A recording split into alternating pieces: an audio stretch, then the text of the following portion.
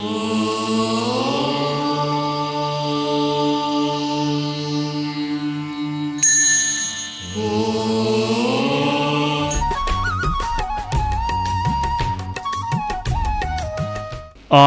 वाङ्मय में कहा गया है, जे यावि चंडे मई इड्ढि गारवे, पिसुणे नरे साहस हीण पेशणे, अदिट्ठ धम्मे विनए अकोविए, असम विभागी नहु तस्य मुख्यो। धार्मिक साहित्य में, शास्त्रों में मोक्ष की बात आती है और आत्मा की परम अवस्था मोक्ष होती है। जब तक मोक्ष नहीं होता है आत्मा का, तब तक वह जन्म मरण जन्म मरण जन्म मरण इस चक्र में अनुवर्तित परावर्तित होती रहती है। अध्यात्म की साधना का परम लक्ष्य मोक्ष होता है अथवा होना चाहिए।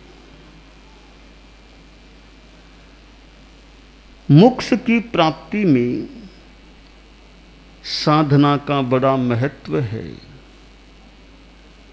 साधुपन लेना बहुत बड़ी बात है मोक्ष की दृष्टि से। श्रावकत्व से भी मोक्ष की दिशा में आगे बढ़ा जा सकता है। कुछ तत्व मोक्ष की साधना में बाधक हैं या मोक्ष की प्राप्ति में बाधक हैं, उनकी चर्चा शास्त्रकार ने एक श्लोक में की है। पहली बात बताई, कोई साधु है, साधक है, फिर भी कई कमियां उसमें होती हैं तो मोक्ष में बाधाएं पैदा होती हैं। पहली बात बताई, जे यावि चंडे, जो चंड होता है, बहुत ज्यादा गुस्सेल होता है, यह ज्यादा गुस्सेलपन, चंडता मोक्ष प्राप्ति में बाधा है। गृहस्थ भी बहुत चंड है या साधु भी चंड है, यह चंडता कहीं पर भी हो, मोक्ष के लिए तो बाधा है। आदमी को चंड नहीं होकर शांत प्रकृति वाला बनना चाहिए। चंड आदमी बात बात में आवेश करता है, गुस्सा करता है, हाथ उठा लेता है, मारपीट कर लेता है। चंडता अच्छी नहीं, मोक्ष में बाधा है।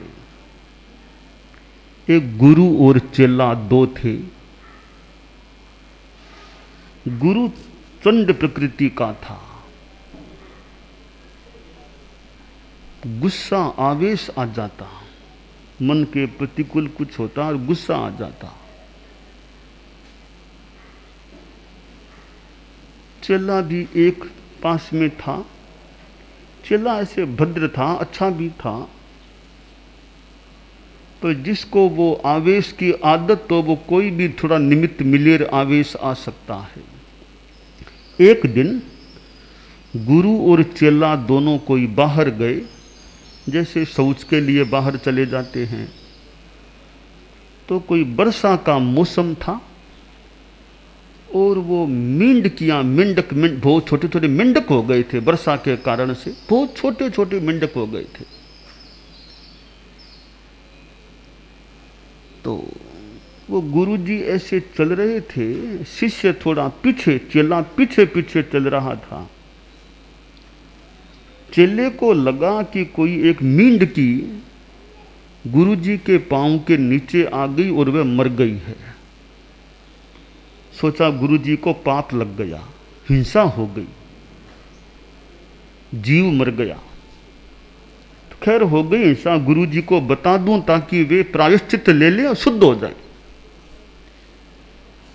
तो वो चेला बोला, गुरुदेव गुरुदेव, आपके पैर के नीचे वो मेंढकी आके मर गई है। बेचारे चेले ने अच्छा ही किया, बता दिया भी कि आपके मर गई, तो आप आलूना ले लेना, प्रायश्चित ले लेना, ठीक शुद्ध हो जाओ। अब गुरु ने उसको अन्यथा ले लिया कि मुझे कौन ये बत करने वाला आ गया छोकरा, मुझे कह रहा है मेंढकी मर गई, मेंढकी मर गई। थोड़ा गुरुजी थोड़ी तेजी में आ गए, थोड़े आगे बढ़े, फिर कोई मरी हुई वो मेंढकी थी, कहा अरे ये भी मैंने मारी क्या, ये भी मैंने मारी। फिर आगे ये भी मैंने मारी, ये भी मैंने मारी, क्यों बार बार उसको दिखा के मैंने मारी मैंने मारी। तो वो आवेश कर रहे थे,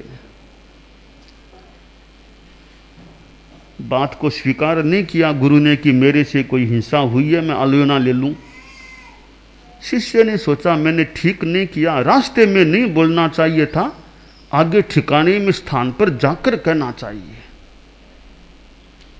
तो वो गुरुजी ठिकाने में प्रवास स्थल में पहुंच गए, 24 और किया तो फिर आया चला कि गुरुदेव आज वो रास्ते में आपके पांव से मेंढकी मर गई थी।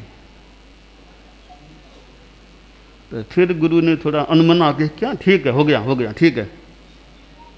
सोचा यह भी टाइम ठीक नहीं है, शाम को करना चाहिए, शाम को प्रतिक्रमण होगा ना, तब आलोचना का समय है, तब निवेदन करूंगा, तो उस समय गुरुजी आलोचना कर लेंगे। अब शाम को प्रतिक्रमण हुआ, फिर आया चला कि गुरुदेव गुरुदेव आज वो दिन में आपके पैर से मेंढकी मर गई थी ना, आप आलोचना ले लो। गुरुजी ने सोचा ये तो पीछे पड़ गया मेरे, कितनी बार कह दिया, वहां कह दिया, ठिकाने में कह दिया, फिर आ गया करने के लिए। अब वो आवेश मानो बहुत ज्यादा आ गया, पर मैं बताऊं तुम्हें क्या होती है मेंढकी, मैं बताऊं क्या मेंढकी मरती है। ऐसे गुरुजी उठे उस पर प्रहार करने, चेला छोटा बच्चा सा छोटा था, वो भागा आगे, थोड़ा अंधेरा हो गया था रात में, चेला तो छोटा था और भागा, गुरुजी उसके पीछे भागे। तो चेला तो फट दौड़ गया, हाथ आया नहीं। गुरुजी वो आवेश में थे, आवेश में आदमी थोड़ा अंधा हो जाता है, गुस्से में आदमी अंधा सा हो जाता है। तो वो ध्यान रहा नहीं, वो प्रवास स्थल में बड़े बड़े खंबे थे, तो थोड़ा तेज चले गुरुजी, खंबे से रात को भिड़े, माथा टकराया खंबे से, चोट आई, गुरुजी तो वहीं काल धर्म को प्राप्त हो गए। चेला तो बच गया, चला गया, गुरुजी ऐसे उनका प्राणांत हो गया। अब वो चूंकि चंड थे तो मरकर के सांप की योनि में चले गए, गुरुजी सांप की योनि में पैदा हो गए। अब देखिए एक साधु, साधना करने वाला सन्यासी साधु, ये तेज आवेश का कोई निमित्त मिला का कारण बना, वरना साधु तो मरकर के ऊंची गति में जाता है, मोक्ष में जाए या देवगति, अच्छी देवगति में जाए, पर वह मरकर के सांप की योनि में पैदा हो गया। लगता यूं है गुस्सा था इस निमित्त से या कारण से, तो सांप की योनि में गए। साथ में तपस्या भी थी, साधना थी, तो सांप भी शक्तिशाली सांप, बहुत शक्तिशाली सांप बन गया। परंतु चंडे या चंडता थी, चंड होने से नुकसान हो गया, तो सांप की योनि मिल गई, तो मोक्ष से तो बधाई हो गई, सांप बीच में सांप की योनि आ गई, वरना साधु को अच्छी योनि मिले। तो यह शास्त्रकार ने कहा कि जे या भी चंडे, जो चंड होता है उसको मोक्ष नहीं मिलता, यानी मोक्ष में बाधा आ जाती है। दूसरी बात बताई, मई इड्ढी गारवे, मत्ती का और रिद्धि का गर्व करने वाला हो, मेरे पास इतनी बुद्धि है, मैं बुद्धिमान, मेरे पास श्रुत है, ज्ञान है, मैं शास्त्रों का जानकार हूँ, ये ज्ञान का अहंकार, रिद्धि समृद्धि है, इतनी सत्ता मेरे हाथ में है, मेरे पास लब्धियां हैं, इनका गर्व करता है। तो गर्व चाहे जाति का करो, चाहे बुद्धि का करो, चाहे सत्ता का करो, चाहे सुंदरता का करो, तपस्या का करो, यह गर्व है मति और रिद्धि का, यह भी मोक्ष में बाधा बन जाता है। तो गर्व में नहीं जाना चाहिए, आदमी को घमंडी नहीं बनना चाहिए, विनम्र रहना चाहिए। तीसरी बात बताई पिसुने नरे, जो पिसुन है, चुगलखोर, चुगली करने वाला, छिछले स्तर में आकर चुगली करने वाला, किसी का हित करने के नहीं, उस किसी का नुकसान करने के लिए चुगली करना कि उसका पतन हो जाए, प्रतिष्ठा गिर जाए, इसलिए बार बार चुगली करना। पृष्ठ मांसादनम तद्यत, पीठ पीछे छुरा घोंपना, पीठ पीछे, सामने तो बहुत बढ़िया बढ़िया बोलता है, अच्छा मधुर व्यवहार, और पीछे से उसकी चुगली करता रहता है। तो छिछले स्तर के रूप में जो यह वृत्ति है पिसुनता की, यह भी मोक्ष में बाधा है। साहस, बिना सोचे विचारे काम करने वाला, सहसाकारी, अविमृश्यकारी, सहसा विदधीत न क्रिया मैं विवेक परमा पदाम पदम वृणुते ही विमृश्य कारिणम गुण लुब्धा स्वयमेव संपदा।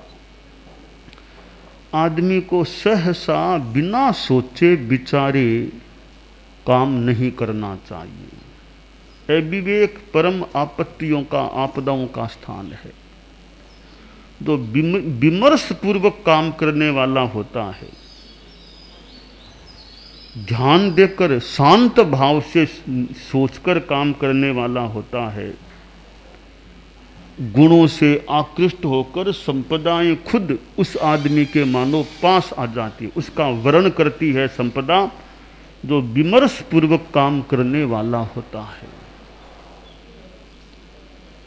तो आदमी को सहसा कारी नहीं बनना चाहिए, तत्काल बिना सोचे बिना ध्यान दिए प्रतिक्रिया नहीं करनी चाहिए।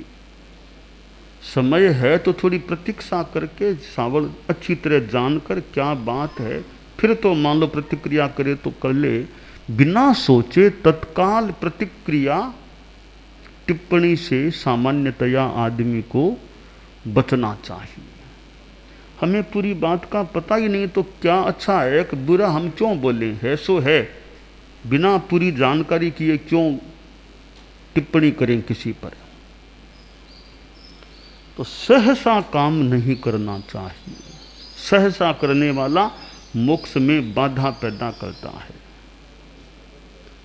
पांचवी बात बताई हीन पेशणे, जो गुरु की आज्ञा को हीन बना देता है, गुरु की आज्ञा का ठीक यथा समय पालन नहीं करता, गुरु कहता रहे चेला सुनता रहे, गुरु की आज्ञा का जो सम्यक यथा समय पालन, अनुसरण, क्रियान्वयन नहीं करता है, वह भी अपने लिए मोक्ष में बाधा पैदा कर लेता है। गुरु बेचारा क्या करे जब चेले माही चूक। अब चेला अविनीत है और गुरु की आज्ञा का सम्मान नहीं करता है, तो गुरु की अवहेलना करना अच्छा नहीं होता है। न जचे तो मत मानो गुरु को, पर अवहेलना गुरु की करना अच्छा नहीं होता। तो शास्त्रकार ने कहा गुरु की आज्ञा का यानी हीन प्रेषण है, अनुशासन का पालन नहीं करता है या अनुशासन की गरिमा को कम कराता है, वह मोक्ष में बाधा पैदा कर लेता है। छठी बात बताई अदिष्ट धम्मे, अदृष्ट धर्मा, जो धर्म को पूरा आत्मसात नहीं करता है, समझता नहीं है, तो वह तो अपने आप में मोक्ष में बाधा है। जो धर्म को ही नहीं समझता वो क्या मोक्ष की साधना करेगा। सातवीं बात बताई, विनय अकोविये, विनय में जो अनिपुण है, विनय में निपुण नहीं है, विनीत प्रकृति का नहीं है, उच्छृंखल उद्दंड है, उद्दंड प्रकृति वाला अपने लिए बाधा पैदा करता है, मोक्ष में बाधा। और अंतिम आठवीं बात है, असम विभागी नहु तस्य मुखो, जो समविभाग नहीं करता। साधु भिक्षा के लिए गया, मान लो 4 साधु हैं, भिक्षा में एक ही रोटी मिली है, या तो आपस में सौहार्द से कैसे भी कर लो, वरना एक रोटी के 4 हिस्से करो, सबको भोजन मिलना चाहिए, है उसका सबको मिलना चाहिए। ऐसा नहीं अकेला खा ले बाकी 3 देखते ही रह जाएं। एक रोटी मिली है तो एक रोटी के 4 टुकड़े कर लो, चारों साधु बांट के खाओ, अकेला सारी क्यों खाओ। या तो आपसी संबंधों से कुछ भी कर लो, कोई बात नहीं, पर जहाँ समविभाग की बात है तो अकेला खाने की चेष्टा करे, शेष साधुओं को ऐसे ही छोड़ दे तो वह अच्छा नहीं। जहाँ समविभाग की व्यवस्था है, वो मान्य है, फिर उसका पालन होना चाहिए। 4 भाई हैं, अकेला संपत्ति को हथियाना चाहिए, बाकी 3 को थोड़ा थोड़ा दे के ऐसे टालना चाहिए। अकेला हथियाने की चेष्टा करे, समविभाग नहीं हुआ। राजा प्रसेनजित, जो भी नाम, 100 राजकुमार थे। कोई राजा को परीक्षा करनी थी, राजकुमार योग्य कौन सा है। एक दिन राजा ने कहा, आज 100 राजकुमार एक साथ मेरे यहां भोजन करेंगे। 100 राजकुमार एक साथ उनकी भोजन की व्यवस्था रहेगी। सारी योजना पूर्वक व्यवस्था थी। एक बड़े हॉल में राजकुमारों के लिए बैठने की सामने टेबलें लगाई गई और प्रत्येक राजकुमार के लिए सोने का थाल रखा गया, उसमें भोजन परोसा गया। अब भोजन शुरू होना था, इतने में ये 10-15 बड़े बड़े कुत्ते आ गए हॉल में, बड़े बड़े शिकारी कुत्ते आ गए, बड़े बड़े हट्टे कट्टे कुत्ते। वो कई बार कुत्ते आते हैं ना, वो मंत्री लोग आते हैं, तब वो जांच के लिए कुत्ता आता है, थोड़ा हट्टा कट्टा कुत्ता होता है। ऐसे 15-20 हट्टे कट्टे कुत्ते आ गए और वो बहुत उग्र से स्वभाव के थे। कुत्ते आए, राजकुमार तो परेशान हो गए, अब खाना खाएं कैसे, कुत्ते खाने की चेष्टा करते हैं। राजकुमार प्राय गुस्से में आ गए, क्या व्यवस्था है, राजकुमारों का भोजन, अरे कोई व्यवस्था ही नहीं, सुरक्षा की व्यवस्था नहीं, इतने कुत्ते कैसे आ गए। 99 राजकुमार बिना खाना खाए उठ करके नाराज होकर के चले गए। एक राजकुमार श्रेणिक जो भी बचा था, उसने पूरा खाना खा लिया। शाम को राजा का तो सारा योजना पूर्वक काम किया, योजना पूर्वक काम किया हुआ था। शाम को राजकुमारों की मीटिंग थी राजा के पास, 6 बजे का समय था। तो राजकुमार मीटिंग में भी आए तो राजकुमार प्राय आवेश में नाराज से थे। राजा बैठा और सामने वो 100 राजकुमार बैठे। राजा ने कहा, खाना ठीक तरह खा लिया ना, खाना सबने ठीक तरह खा लिया है ना। इतने में 2-3 राजकुमार खड़े हुए कि पिताजी क्या खाना खा लिया, यह आपकी लच्चर व्यवस्था है, आपके अफसर बिल्कुल बेकार के हैं। राजकुमारों का भोजन, अफसर लोग इतने बेकार बेवकूफ से हैं। कुत्ते आ गए वहां तो, शिकारी कुत्ते, मोटे मोटे कुत्ते परेशान करने लगे, क्या खाना खाएं हम। यूं वो कई राजकुमार बहुत तेजी से बोलने लगे। तो राजा ने कहा, भी सभी राजकुमार भूखे रह गए क्या। तो एक दूसरे को देखने लगे, तो खाना किसने खाया आराम से, मुझे एक कोई है क्या जिसने भी खाना खाया, हाथ ऊंचा करो। 99 ने हाथ ऊंचा नहीं किया। एक श्रेणिक जो भी ना हाथ ऊंचा किया, पिताजी मैंने तो खाना खा लिया। तुमने बेटा कैसे खाया, 99 बेटे खाने नहीं खा सके, तुम खाना तुमने कैसे खाया। फिर वह बोला कि पिताजी बात यह हुई, ये मेरे भाई तो नाराज होकर के हॉल से बाहर चले गए, कुत्ते मौजूद थे मेरे पास, आसपास भी वो कुत्ते थे। मैंने क्या किया पिताजी, मैं खड़ा हुआ अपनी थाली एक हाथ में ले ली, दूसरे हाथ से खा भी रहा था। कुत्ते निकट आ रहे थे तो मेरे 99 भाइयों की थालियां पड़ी थी, मैं वो थालियां कुत्तों के सामने करता गया। जो कुत्ता आता एक थाली कुत्ते के सामने कर, तो कुत्ते भी खाते गए, मैं भी खाता गया। कुत्तों ने भी भोजन कर लिया, मैंने भी भोजन कर लिया। तब राजा ने सांसारिक भाषा में कहा कि देखो, इस राजकुमार ने एक तरह का समविभाग कर लिया, कुत्तों को भी दे दिया और खुद ने भी खा लिया। तो दूसरों को खिलाना जानता है तो खुद भी खा सकता है। कोरा अकेला ही खाना चाहे, दूसरों को न खिलाना चाहे तो कहीं समस्या भी पैदा हो सकती है। तो राजा ने कहा देखो, ये आज का जो भोजन था ना, वो सलग से इस प्रकार की योजना वाला ही था। कोई अफसरों ने भूल नहीं की है। अफसर लोग भी आसपास खड़े थे कि अफसरों की ओर से कोई भूल नहीं है। मैंने ही कहा था कि कुत्तों को भी आज लाना है, देखते हैं राजकुमार क्या करते हैं, खाना कैसे खा सकते हैं। तो मैंने तो परीक्षा की थी कि तुम लोग क्या करते हो, तो तुम 99 मेरी परीक्षा में असफल हो गए हो, एक यह मेरी परीक्षा में सफल हुआ है, तो मेरा उत्तराधिकार में इसको सौंपता हूं। तो यह तो एक सांसारिक संदर्भ की बात हो गई, समविभाग की, समाज की, संसार की। समाज में भी तो अकेला हड़पना चाहे, लेना चाहे, वो तो गलत बात ही हो जाती है। साधु संस्था में भी समविभाग यथा औचित्य होना चाहिए। जैसे साधु लोग हैं तो भोजन है, तो भोजन तो जीवन की एक न्यूनतम अपेक्षा है, तो भोजन हर साधु को मिलना चाहिए। ऐसा नहीं कि विद्वान को तो मिलेगा और बाकी सब भले भूखे नहीं। बाकी भूखे क्यों रहो, जितना गोचरी में मिला, जितना भिक्षा में मिला है, जैसा मिला है वो बोले बांट के खा लो। तो भोजन तो सबको मिलना चाहिए कि सामान्य साधुओं को नहीं मिले, बड़े बड़े कोई पहले भोजन मिलेगा, वो नहीं। जहां अगर व्यवस्था की बात आएगी, कानून की बात है, तो ये पांति करो, फिर तो जितना भोजन आया भिक्षा में वो सबको मिले या यथा व्यवस्था मिले। तो यह शास्त्रकार ने कहा कि मोक्ष में कुछ बाधक तत्व हैं, उन बाधक तत्वों से दूर रहते हुए हम साधना करें तो निर्बाध रूप में मोक्ष की ओर आगे बढ़कर उसको प्राप्त कर सकते हैं।